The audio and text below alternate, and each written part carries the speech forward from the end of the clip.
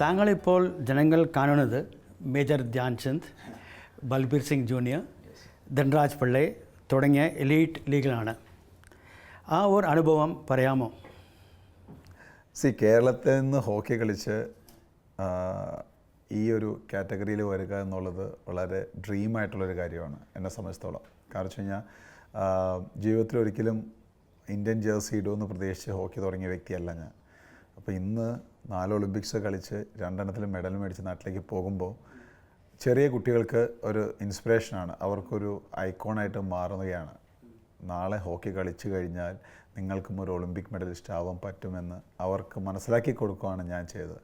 അപ്പോൾ ഉറപ്പായിട്ടും ഈ ഒരു കാറ്റഗറി ഈ ഒരു ലിസ്റ്റിൽ വന്നതിൽ വളരെയധികം സന്തോഷമുണ്ട്. ഓക്കെ ശ്രീ, ബോർഡ് എക്സാമിന് ഗ്രേസ് മാർക്ക് കിട്ടാൻ താങ്കൾ സ്പോർട്സ് തിരഞ്ഞെടുത്തു.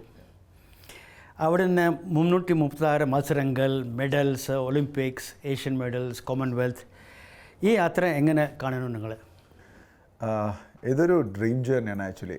കാരണം വെച്ച് കഴിഞ്ഞാൽ ജീവിരാജയിൽ പഠിക്കുന്ന സമയത്ത് ഒരു ചെറിയ കുട്ടിക്കുണ്ടാകുന്ന ഏറ്റവും വലിയ ആഗ്രഹമായിരുന്നു ഗ്രേസ് മാർക്ക് എന്നുള്ളത്. അത് കഴിഞ്ഞ് ഇന്ത്യൻ ക്യാമ്പിൽ ഞാൻ 10ൽ പഠിക്കുമ്പോഴാണ് ആദ്യം ഇന്ത്യൻ ക്യാമ്പിൽ വരുന്നത്. ഇന്ത്യൻ ക്യാമ്പിൽ വന്നു കഴിഞ്ഞപ്പോൾ അവിടെ നിന്ന് ആ സ്വപ്നം ഗ്രേസ് മാർക്കിൽ നിന്ന് മാറിയിട്ട് ഇന്ത്യൻ ടീമിൽ കളിക്കണം എന്നായി. ഇന്ത്യൻ ടീമിൽ കളിക്കാൻ തുടങ്ങിക്കഴിഞ്ഞപ്പോഴത്തേക്കും എന്താ പറയുന്നത്, സീനിയർ ടീമിൽ കളിക്കണം, അല്ലെങ്കിൽ വേൾഡ് കപ്പ് കളിക്കണം, ഒളിമ്പിക്സ് കളിക്കണം എന്നുള്ള ആഗ്രഹങ്ങൾ വന്നു തുടങ്ങി. അതുപോലെ ഈ മത്സരങ്ങൾ കളിച്ചതിന് ശേഷം ഇതിൽ മെഡൽ വാങ്ങണമെന്ന് ആഗ്രഹിക്കാൻ തുടങ്ങി. അപ്പം ഒരുപക്ഷെ ഓരോ അവസ്ഥയിലും അല്ലെങ്കിൽ ആ യാത്രയിലുണ്ടായ ഓരോ സന്ദർഭങ്ങളിലും കിട്ടിയ ഓരോ അനുഭവങ്ങളാണ് എന്നെ ഞാനാക്കി മാറ്റാനും അല്ലെങ്കിൽ ഇന്നത്തെ ശ്രീജേഷാക്കി മാറ്റാൻ, എന്നെ സ്ട്രോങ് ആക്കാൻ സഹായിച്ചത്. അപ്പം ഒരുപക്ഷെ ഇതൊരു നല്ലൊരു ഡ്രീം ജേർണി തന്നെയാണ്. താങ്കളുടെ തുടക്കകാലത്തിൽ ഫുട്ബോളും അത്ലറ്റിക്സും ആയിരുന്നു കേരളത്തിൽ പോപ്പുലർ. പഞ്ചാബ്, ഒഡീഷ ഉള്ളതുപോലെ ഹോക്കി ലെഗസി കേരളത്തിൽ ഇല്ലായിരുന്നില്ല. അങ്ങനെ ഒരു അവസ്ഥയിൽ ഹോക്കിയിൽ ഒരു കരിയർ ബിൽഡ് ചെയ്യാൻ, ഫാമിലി കൺവിൻസ് ചെയ്യാൻ എത്ര പ്രയാസപ്പെട്ടു നിങ്ങൾ? ഫാമിലിയെ കൺവിൻസ് ചെയ്യിക്കുക എന്നുള്ളത് ഭയങ്കര ടഫായിട്ടുള്ള ടാസ്ക് ആയിരുന്നു. കാരണം വെച്ച് കഴിഞ്ഞാൽ എല്ലാവരുടെയും കൺസേൺ എനിക്ക് ജോലി കിട്ടുമോ അല്ലെങ്കിൽ എൻ്റെ ഫ്യൂച്ചർ എന്താവും എന്നുള്ളതായിരുന്നു. അപ്പോൾ ഞാൻ അവരോട് പറഞ്ഞു, ഒരു 3 വർഷം കളിക്കട്ടെ, കളിച്ച് കഴിഞ്ഞ് ജീവിതത്തിലൊന്നും നേടിയിട്ടില്ലെങ്കിൽ ഉറപ്പായിട്ടും ഹോക്കി വിട്ടിട്ട് വേറെ ഏതെങ്കിലും ഒരു ഗെയിം കളിക്കും എന്നാണ് പറഞ്ഞത്. പക്ഷേ ദൈവം സഹായിച്ച് 3 വർഷത്തിനുള്ളിൽ ഞാൻ കേരള ടീമിന് വേണ്ടി കളിച്ചു. ഇന്ത്യൻ ക്യാമ്പിലേക്ക് സെലക്ഷൻ കിട്ടി. അത് കഴിഞ്ഞ് കഴിഞ്ഞപ്പോഴത്തേക്കും അവർക്കാണെങ്കിലും തോന്നി, ഓക്കെ ഇവൻ എന്തെങ്കിലും അച്ചീവ് ചെയ്യുന്നുണ്ടല്ലോ എന്ന് തോന്നി. അപ്പോൾ പിന്നെ അവർ കളിക്കാൻ പിന്നെ സമ്മതിക്കുകയും ഉണ്ടായത്. ഇപ്പോൾ കേരളയിലെ അസംബ്ലി ഇലക്ഷൻസ് 2026ലാണ്. അപ്പോൾ ശ്രീനാഥ് രാഷ്ട്രീയത്തിൽ ഇറങ്ങാൻ താല്പര്യമുണ്ടോ?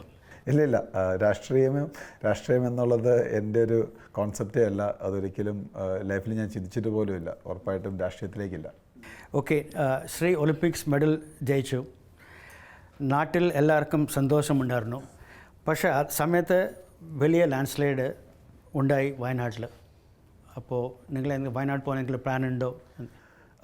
വയനാട്ടിൽ ഉള്ളൊരു സംഭവിച്ച കാര്യങ്ങൾ എപ്പോഴും വിഷമമുണ്ടാക്കുന്നൊരു കാര്യമാണ്. കാരണം അത് ഒളിമ്പിക്സ് തുടങ്ങുന്നതിന് മുമ്പ് സംഭവിച്ചപ്പോൾ എൻ്റെ പ്ലേയേഴ്സൊക്കെ വന്ന് ഒത്തിരി ചോദിച്ചിരുന്നു, എന്താണ് പറ്റിയത്, എങ്ങനെയുണ്ട് നാട്ടിൽ, അവരുടെ അവസ്ഥ എങ്ങനെയാണെന്നൊക്കെ. അപ്പം എനിക്കറിയാവുന്ന കാര്യങ്ങളെല്ലാം പറഞ്ഞു കൊടുത്തു. പക്ഷേ എന്നാലും ഒരു സ്പോർട്സ്മാൻ എന്നുള്ള രീതിയിൽ ഇപ്പോൾ ഒളിമ്പിക്സിനെ കുറിച്ച് ഫോക്കസ് ചെയ്യാണ് കൂടുതലായിട്ട് ഇമ്പോർട്ടൻ്റ് ഉണ്ടായിരുന്നത്. അതുകൊണ്ട് ടീമിൻ്റെ കൂടെ കൂടി ടീമിൽ കളി അല്ലെങ്കിൽ മാച്ചസിനെ കുറിച്ചും അതിൻ്റെ ഇമ്പ്രൂവ്മെൻറ്റ്സിനെ കുറിച്ചും മാത്രമാണ് നോക്കിക്കൊണ്ടിരുന്നത്.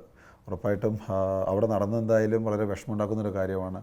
അതുകൊണ്ട് എന്താ പറയുന്നത്, അവിടെ പോവുക എന്നുള്ളത് ഒരു പക്ഷേ ചിലപ്പോൾ സംഭവിച്ചെന്ന് വരത്തില്ല. കാരണം അവിടെ പോയിട്ട് എനിക്ക് എന്താ ചെയ്യാൻ പറ്റുക എന്ന് പോലും എനിക്കറിയത്തില്ല. അപ്പോൾ അവർക്ക് എന്താണ് സഹായം ചെയ്യാൻ പറ്റുക, എന്നാൽ കഴിയുന്നത് ചെയ്യും. അതുപോലെ തന്നെ എന്താ പറയുന്നത്, ഈ ഒരു ഒളിമ്പിക്സിൻ്റെ ആ ഒരു സൗന്ദര്യം, അല്ലെങ്കിൽ ഒരു പക്ഷേ ആ മെഡൽ ജയിച്ചതിൻ്റെ ഒരു സൗന്ദര്യം ഒരു പക്ഷേ ഈ ഒരു വിഷമങ്ങൾക്കിടയിൽ കുറച്ച് മങ്ങിപ്പോയിട്ടുണ്ടാവാം. പക്ഷേ എന്നിരുന്നാലും അവരുടെ ആ ഒരു കഷ്ടതയിൽ ഞാനും ചേരുകയാണ്.